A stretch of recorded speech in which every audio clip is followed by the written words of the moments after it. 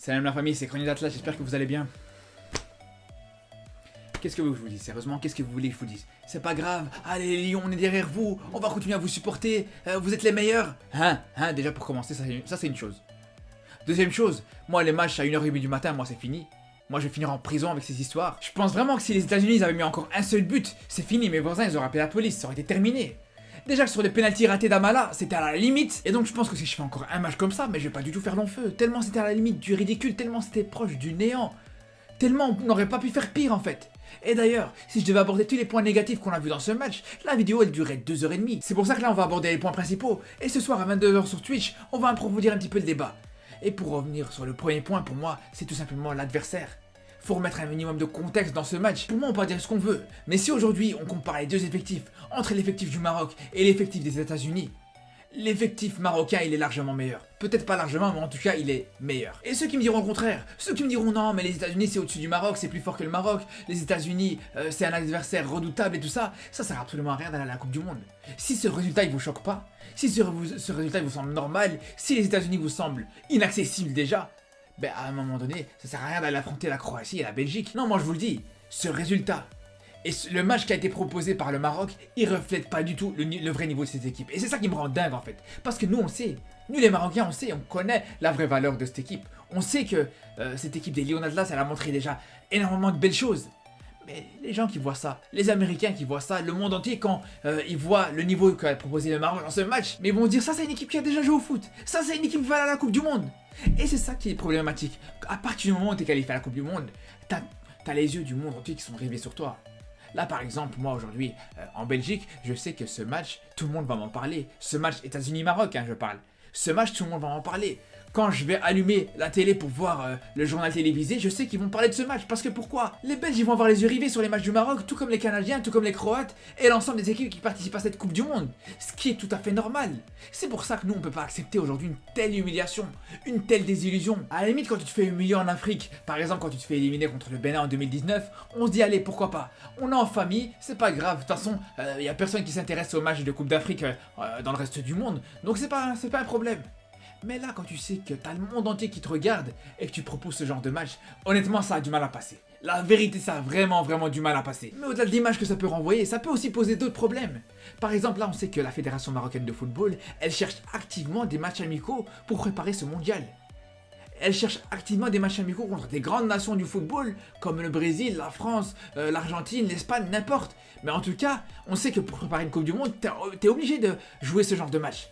Mais aujourd'hui, après ce genre de match contre les États-Unis pour le coup, qui va vouloir jouer contre toi? Qui va vouloir perdre du temps à jouer contre un adversaire qui arrive même pas à battre une équipe comme les États-Unis? Et encore aussi un autre problème, c'est qu'ils vont voir aujourd'hui comment le groupe va réussir à se relever et à réagir après un tel résultat qui est vraiment pas du tout facile à avaler, qui est vraiment pas facile à accepter et à encaisser en fait. Et là c'est sûr qu'en termes de confiance, c'est clair que le groupe aura perdu certainement beaucoup après ce match, et c'est clair et c'est normal.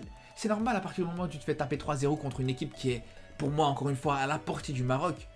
Je suis désolé, mais c'est vraiment problématique. Et autant j'ai envie de vous dire une chose, j'ai jamais été de ceux qui réclamaient le départ de Vaïd, au contraire, je défendais toujours Vaïd à ce niveau-là, je lui disais toujours que pour moi, il devait rester, pour moi, c'était pas le bon timing pour qu'il parte tout de suite. Parce que c'est clair qu'aujourd'hui on a l'impression que si on ramène un nouveau coach à seulement 6 mois de la Coupe du Monde, et qu'il devrait tout recommencer à zéro, ça pourrait être difficile.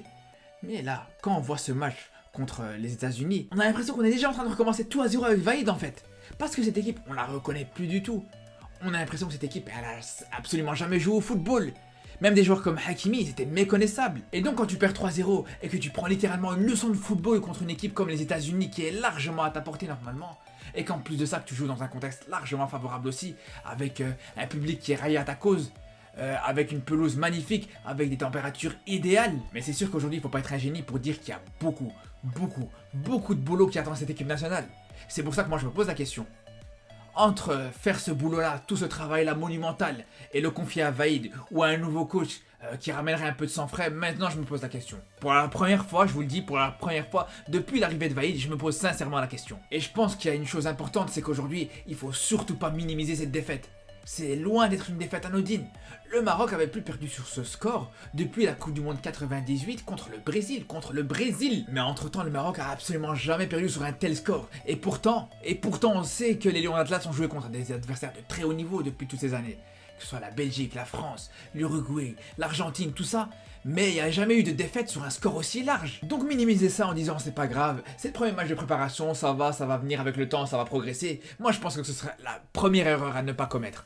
Et quand je vois, c'est ça en fait qui m'inquiète, c'est que quand je vois que Vaïd après le match il était pas choqué plus que ça, il disait ouais mais c'est pas grave, il faut juste préparer l'équipe sur le plan athlétique, il faut... T'as l'impression de parler à un mur en fait, t'as l'impression que le gars il est dans sa planète, et surtout il se rend pas compte à quel point ce match il est hyper inquiétant. Il a même été jusqu'à dire que ce résultat il pourrait être positif, ça pourrait nous permettre de nous réveiller avant le mondial. Mais à un moment donné, on est où en fait? On est où? Je suis désolé mais non, ça marche pas comme ça. Quand le Maroc a quasiment jamais perdu dans son histoire sur un score aussi large, mais bien sûr que c'est pas normal quand ça t'arrive. Bien sûr que c'est pas normal qu'aujourd'hui le Maroc perde 3-0. Et c'est vraiment littéralement ça le problème avec Vaïd depuis qu'il arrive au Maroc.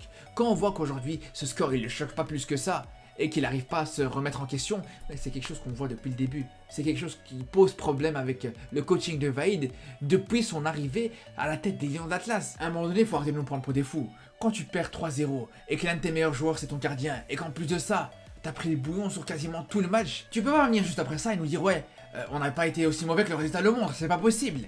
Ça veut dire soit que le mec, il est totalement déconnecté de la réalité et qu'il a regardé le match sur un Nokia 3310, ou alors ça veut dire qu'il est tellement têtu qu'il est incapable de se remettre en question. Et moi je penche plus sur la deuxième réponse parce que c'est vraiment ce qu'on voit avec Vaïd depuis son arrivée au Maroc.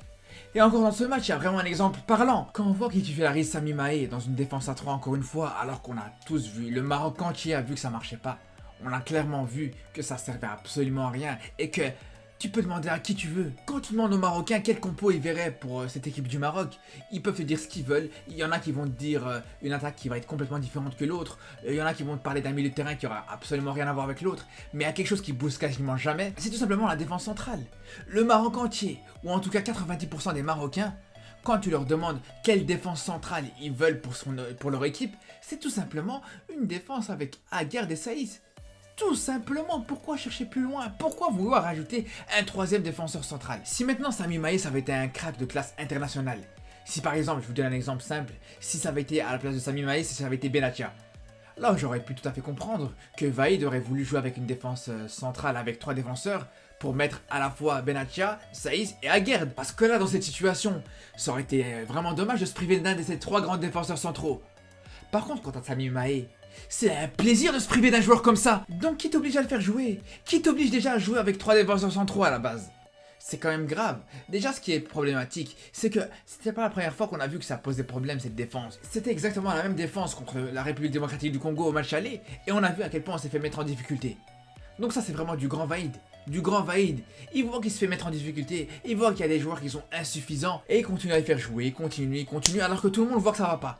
Tout le monde voit que ça va pas, mais Vaïd il continue à insister. C'est pour ça qu'aujourd'hui, et comme je l'avais déjà dit, ce qui pourrait être vital pour cette équipe nationale, c'est vraiment que Vaïd apprenne une fois pour toutes à pouvoir se remettre en question, à pouvoir comprendre et apprendre de ses erreurs. En tout cas, ce qu'on peut dire, c'est que heureusement que la Coupe du Monde, c'est pas pour tout de suite. Heureusement qu'il y a encore quelques matchs de préparation. Heureusement aussi qu'il y a ces matchs de qualification pour la prochaine Coupe d'Afrique qui vont aussi permettre de servir de préparation à la prochaine Coupe du Monde. En tout cas, on va suivre ça de très près. En attendant, je vous retrouve ce soir pour le live sur Twitch. Et surtout d'ici là, prenez soin de vous.